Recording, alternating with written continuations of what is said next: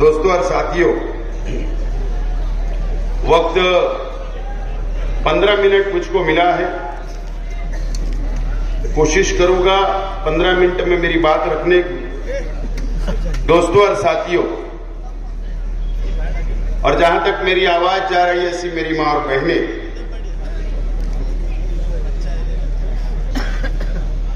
Maharashtra assembly का चुनाव 20 तारीख को होने जा रहा है और मालेगांव शहर की आवाम को अपना नुमाइंदा, अपना एमएलए आइंदा 5 साल के लिए चुनने का दिन अनकरीब आ रहा है। और शहर की मां बहनों को, शहर के नौजवानों को, शहर की आवाम को फैसला करना है कि आइंदा 5 साल आपका नुमाइंदा कौन होगा। आज जिस इलाके के अंदर मैं खड़ा हुआ हूं, ये इलाका शहर का बहुत मशहूर इलाका है।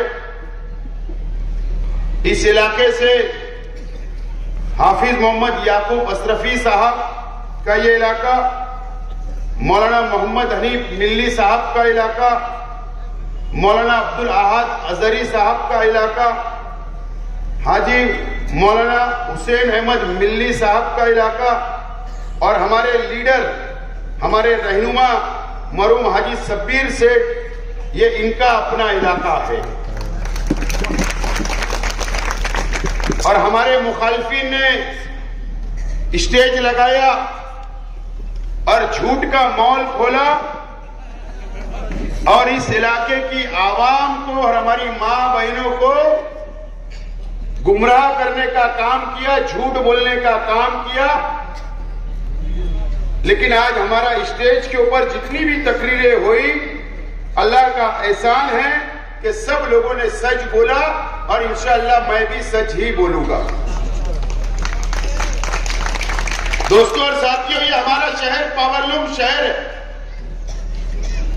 हमारी अपनी सनत आज से 70 साल पहले इस चूना भट्टी के ऊपर सिर्फ 5 लूम चला करते थे और उससे पहले हैंडलूम चला करते थे।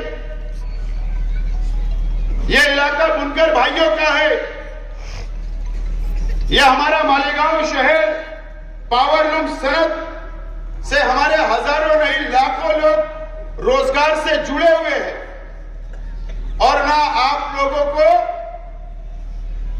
शेख आसिम आपको रोटी देता है, ना खाना खिलाता है, और ना मुफ्ती इस्माइल साहब और ना दूसरे उम्मीदवार आपको खाना खिलाएंगे। ये बात आप समझ लो। यह हमारा अपना शहर मस्जिद और मीनारों का शहर है, मुसलमानों का शहर। और यह शहर को 20 तारीख को जो फैसला लेना है, बहुत सोच समझ कर आप लोगों को फैसला लेना है। हमारे शहर के एमएलए साहब का चर्चा इन इलाकों के अंदर बहुत होता है, घर घर के अंदर चर्चा है। कुछ लोग चौराहे के ऊपर सिर्फ बात नहीं करते हैं, लेकिन अकेले के अंदर मेरी मां बहनें भी बात करती है, बात मुझे पता है। मैं क्या बोलना चाह रहा हूं, मैं आप समझ लो। बहुत चर्चा होता है, जहां मोहम्मदाबाद का चर्चा होता है, वहां पर और बहुत सारे इलाके का भी चर्चा शहर में हो रहा है। लेकिन एमएलए साहब, मैं वो बात नहीं करूंगा, आप पर इज्जत उछालूंगा नहीं, आपकी इज्जत ही करूंगा। सिर्फ मैं आपको इशारा दे रहा था कि चिट्ठी मेरे पास भी आ सकती थी। आज चिट्ठी इस चुना भट्टी से, बेलबाग से मुझको भी आ सकती थी और वो चिट्ठी के सारे मैं भी तकरीर कर सकता था, लेकिन तुम्हारी इज्जत ना चली जाए इसके लिए मैं कुछ नहीं बोलूंगा। ये मेरी तहजीब नहीं है। लेकिन आज मैं इस इलाके की आवाम से, मालेगांव शहर की आवाम से, इस शहर के हमारे बुनकर भाइयों से मैं सवाल करना चाहता हूं कि 1,17,000 वोट शहर की आवाम ने आपको दिया था, आपने पावरलूम के लिए क्या किया, सनत के लिए क्या किया, क्या बेनिफिट दिलवाया, क्या फायदा आपने दिलवाया? एमएलए साहब से आप सवाल जरूर करना और एमएलए साहब आप जवाब दो। 10 दिन प्रचार के लिए बचा हुआ है, आप जवाब दो आपने क्या किया। एमएलए साहब आप ये बताइए, ये मस्जिद और मीनारों का शहर है, अगर आप पर कोई थोड़ी सी तनकीद कर देता तो आपके भक्त लोग बोलते आलिम है कुछ मत बोलो, बदनामी हो जाएगी। अच्छी बात है, बदनामी नहीं होना चाहिए। मुफ्ती इस्माइल साहब आप ये तो बता दो कि ये जूनी मस्जिद के पास तुम एक खंबा लगाकर एक लाइट आपने लगाया क्या? आप ये तो बता दो कि खानका अशरफिया के पास एक पोल लगा के आपने एक लाइट लगाया क्या? आप तो आलिम हो ना, आपको 1,17,000 रोड मिली थी। आपने शहर के ईदगाहों के लिए क्या काम किया है मेरे फंड से या हुकूमत से? आप ये बता दो। ये शहर के जो मदरसा हमारा चलता है लड़की या लड़कियों का, जहां पर हमारे बच्चे दीनी तालीम हासिल करते हैं, आप ये बता दो कि आप 5 साल के अंदर आपने मदरसों के लिए क्या किया? हुकूमत की तो स्कीम है, वहां पर डेवलपमेंट करने का, सहूलत देने के लिए हुकूमत के पास पैसा पड़ा हुआ है, आपने उनके लिए क्या किया ये बताइए। आपने हमारी शहर की मां बहनों के लिए कौन सा बड़ा गार्डन बनाया? मुफ्ती इस्माइल साहब आप ये बता दीजिए। आपने हमारी मां बहनों के लिए कौन सा रोजगार खड़ा किया? आप ये बता दीजिए। आपने कौन सा नुमाया काम अंजाम दिया? आप ये बता दो।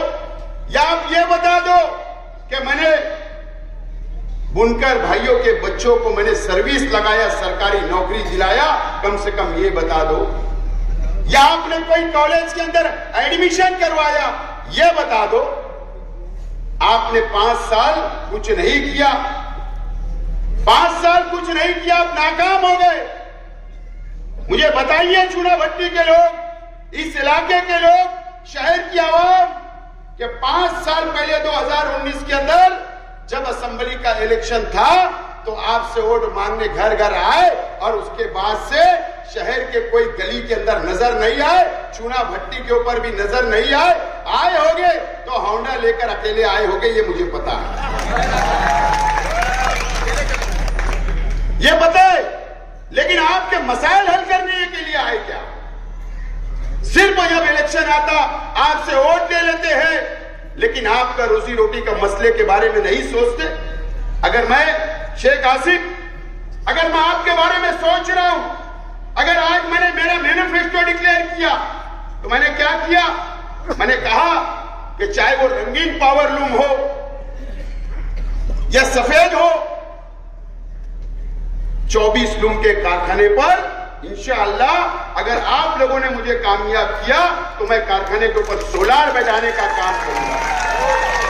मैंने सुना कि एक बुनकर तंजीम का बेवकूफ आदमी ये बोल रहा था, अक्कल का तो पता नहीं है, बोलने का तो ढंग नहीं है, लेकिन ऐसा बोल रहा था कि सब्सिडी बंद हो जाएगी। अबे बेवकूफ, अबे जब मीटर ही नहीं रहेगा, सोलार से बिजली मिलने वाली है तो सब्सिडी का सवाल कहां से आया? सवाल कहां से आएगा? आज तो बुनकर भाई परेशान है, कारोबार नहीं चल रहा है, मंदी रहती है। आज इसको गवर्नमेंट की सब्सिडी और उसके जेब से भी पैसा मिलाकर बिल भरना पड़ता है। सोलार लगने के बाद एक भी बिल नहीं आएगा, जबकि हुकूमत उल्टा 2-3 लाख रुपया सब्सिडी आपके अकाउंट के अंदर डालेगी। अगर मैं ये काम कर रहा हूं तो तकलीफ क्या है?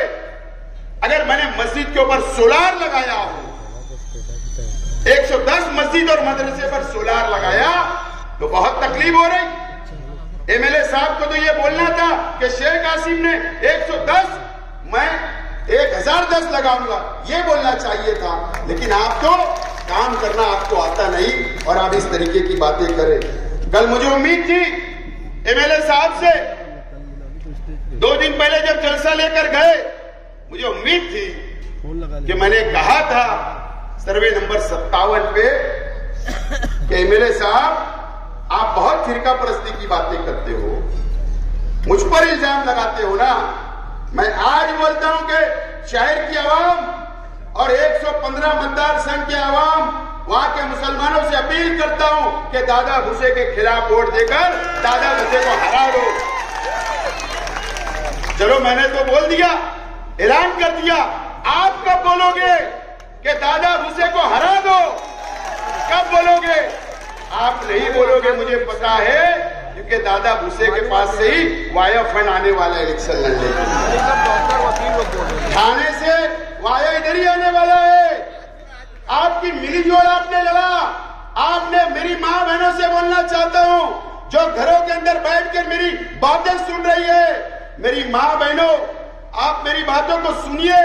मैं ईमानदारी से बोल रहा हूं, अल्लाह को हाजिर नाजिर जानकर बोल रहा हूं कि 2019 में आपकी वोट ली गई, आपने दुआएं की, आपने वोटें दी, आपने रोजा रखा, आपने नमाजें पढ़ी, लेकिन इस शहर के मेरे साहब मुफ्ती मोहम्मद इस्माइल कासमी साहब जब चुन कर आए, उसके बाद जाकर आज के वजीर आला एकनाथ शिंदे साहब से ये 5 साल तक कम से कम 25 करोड़ रुपए की रिश्वत ली। आपको बेचने का काम किया, आपकी दुआओं को बेचने का काम किया गया, आपके रोजे को बेचने का काम किया गया, आपकी नमाजें, आपकी इबादत जो आपने उनकी जीत के लिए आपने मांगी थी, उसको बेचने का काम मुफ्ती मोहम्मद इस्माइल कासमी साहब ने किया। और शर्म की बात है, ये इसका जवाब नहीं दे रहे। और दादा भूसे साहब का लड़का, मैंने कहा बार बार कि मुसलमानों को गालियां देकर, गलत सलत नारे लगाकर रमजान महीने से गुजर रहा है, आतंक कर रहा है, इनकी दोस्ती कायम, उसको जवाब नहीं दिया जा रहा। हमारे शहर के एमएलए साहब उनके मंच के ऊपर अच्छाई और बुराई की बात करते। मैं बोलना नहीं चाहता था, मैं चाहता था दूसरा मुकर्रिर बोले, लेकिन बहुत छोटा इंसान है मेरी नजर में। कोई एक अनीस नाम का था, जाने तो उनका लकब क्या है, बड़ी टोपी थी, इल्जामात लगे, मालूम है आपको, मेरी पार्टी में थे। मैंने पार्टी से क्यों हकाला पता है? मेरी मां बहनें भी सुन रही है, उस आदमी के खिलाफ में दारुल हनफिया सुन्निया से उनकी बहू ने उनके ऊपर इल्जाम लगाई थी, वो फतवा उनके खिलाफ लिखा। मैं ऐसे लोगों को मेरे मंच पे जगह नहीं है, नहीं है, तुमने लिया। तुम ऐसी बात करते हो, जाकर पूछिए रविवार वार्ड की आवाम से। फारूक सुलेमान साहब बैठे हैं, जब मैं इनसे मुलाकात करने के लिए जुमा के दिन गया, उसके आधे घंटे के बाद तुम्हारी पार्टी के लोग गुंडागर्दी करते वहां पर आए और डराने की कोशिश कर रहे। फारूक सुलेमान साहब है, उनका माजी आपको पता नहीं है, बहुत बहादुर इंसान है, वो डरने वाले नहीं है। ये फारूक सुलेमान साहब है। आपके मंच के ऊपर क्या क्या केस है? फायरिंग का केस, 2 जमीन हथियाने का केस, एक बुनकर भाई के बच्चों को कत्ल करने का केस। ऐसे लोग तुम्हारे मंच से स्टेट करके और अच्छाई बुराई की बात करेंगे, अच्छाई और बुराई की। आगरा रोड के ऊपर जो कंपाउंड वाला है ना, आज मैं बोल रहा हूं, सुनिए मेरी मां बहने, ये शहर की दीनी तंजीमें, ये शहर के बाशऊर लोग, ये शहर की आवाम, ये बात तो आप सुनिए। अच्छाई और बुराई की बात करते, वो शख्स का सगा भांजा जिसका नाम सांबे है, सांबे, मालूम है तुमको? एमडी पाउडर का, ड्रग्स का डीलर है, डीलर। मैंने कहा था कि मुझको उस रास्ते पे मत ले जाओ, और 2 से 3 महीना रिहैब सेंटर में था। कौन से रिहैब सेंटर में? सुधारने वाले नशे में इतना लथपथ रहता था, बेच कर और पी कर कि एक हॉस्पिटल के अंदर 2 महीना एडमिट था। ये बता तू हमारे से क्या सवाल करेगा? एमएलए साहब, आप पहले अपने मंच के ऊपर देखिए, नजर फिरा के, कि आप अपने गिरेबान में झांकिए अपने मंच के ऊपर कि कैसे लोगों को बैठाकर आप अपना प्रचार कर रहे हो।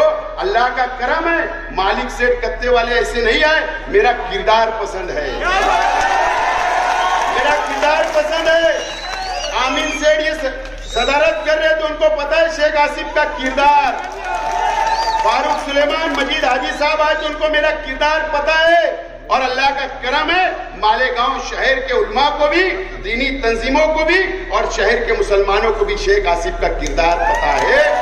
अगर मेरे किरदार के ऊपर आज तक तुम बोल नहीं पाए, मेरे पर आप मुझ पर इल्जाम नहीं लगा पाए, बात समझ लो। शेख आसिफ के लोग ऐसे, शेख आसिफ के लोग वैसे, इतना ही बोल पाए तुम। तो मैं आप लोगों से बोलना चाहता हूं कि अच्छाई बुराई का इलेक्शन नहीं है। शेख आसिफ आपको खाना नहीं देगा, मुफ्ती साहब नहीं देगी। अपने बच्चों का मुस्तकबिल, हमारी सनत का मुस्तकबिल, हमारे मस्जिद और मीनारों का शहर का मुस्तकबिल दीजिए मुझे मौका। मैं तैयार हूं आपकी खिदमत करने, मैं तैयार हूं। मेरे पास कोई भेदभाव नहीं, मेरे पास कोई बिरादरीवाद नहीं, मेरे पास कोई मसलकवाद नहीं, मेरे पास कोई गरीब और अमीर नहीं, कोई बुनकर और मजदूर नहीं। मैं सबको साथ लेकर चलना चाहता, मेरी माँ बहनों को साथ लेकर चलना चाहता। मैं आपसे अपील करता हूँ कि 20 तारीख को रिक्शा निशान पर बटन दबाकर मुझको कामयाब करें। 3 नंबर बटन है। बहुत बहुत शुक्रिया।